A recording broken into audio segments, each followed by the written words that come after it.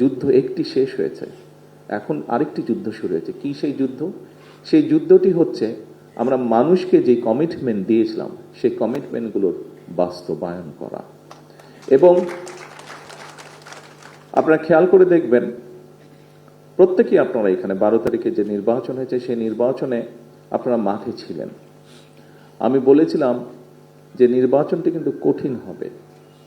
আপনারা প্রত্যেকেই পরতে পরতে সেটা কিন্তু অনুভব করেছিলেন। মানুষ আমাদের দলের পক্ষে, আমাদের ম্যানিফেস্টোর পক্ষে আমাদেরকে মানুষ সমর্থন দিয়েছে। পরে এই ম্যানিফেস্টোটি আমাদের সরকারের তথা বাংলাদেশের জনগণের ম্যানিফেস্টোতে পরিণত হয়েছে।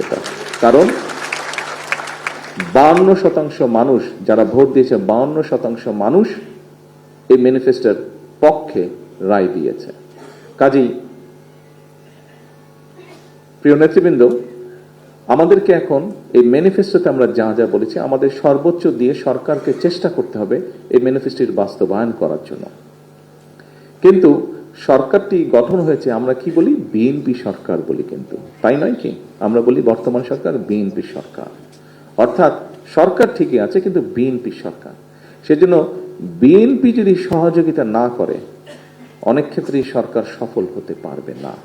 এবং বিএনপির সফলতা তখনই নির্ভর করছে যখন আপনারা এখানে উপস্থিত প্রত্যেকটি মানুষ এবং আপনারা যাদেরকে নেতৃত্ব দিচ্ছেন তাদেরকে সাথে নিয়ে সরকারের পেছনে এসে না দাঁড়ান।